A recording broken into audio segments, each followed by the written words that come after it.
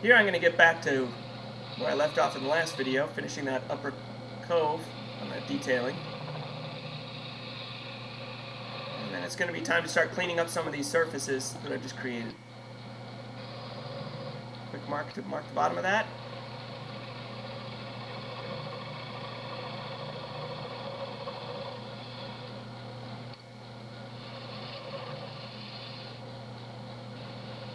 Skew is a wonderful tool for this kind of work. It saves you a lot of time, gives you a great surface quality, but I'm not going to lie to you, it takes some practice.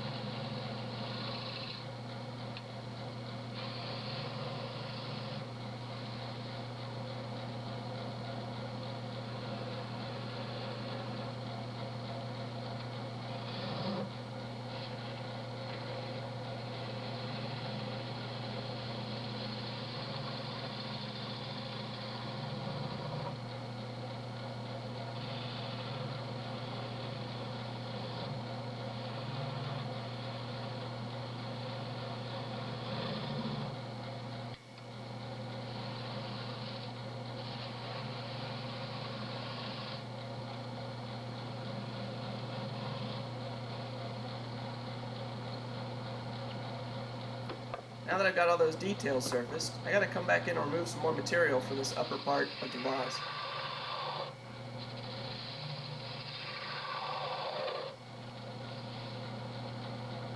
I'll take it right down so it flows right into that detail at the top, and then cut just beneath it using the skew.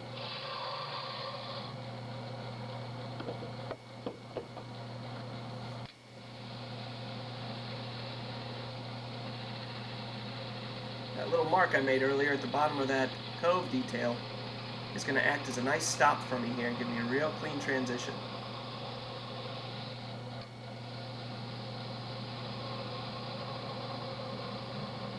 There it is.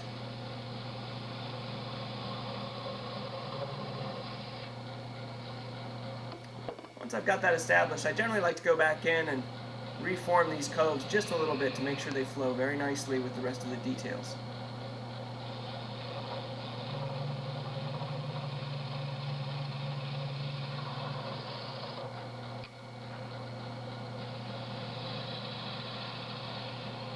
Very important to take light cuts here because too much pressure can deflect this whole leg and start to introduce some of that nasty vibration. And now all that's left is to remove that material from the bottom of the leg. I like to leave the bottom of the leg nice and fat because that's where the drive center is and the torque is being transmitted through it. If I thin that out too early in the process, it can make it difficult to keep the vibration out. This is the best time to do it.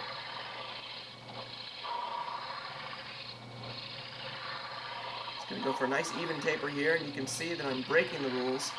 You should generally try and cut from the largest diameter down to the smallest, but once you get used to cutting, you can bend those rules. This is a great example of how I use my entire body when I'm cutting. You can see that as I go up and down this taper here, the tool is very much locked into my body, and my whole upper body is moving along with it. Really helps to create more even flowing shapes and have a lot more cutting control. The lathe really is a dance.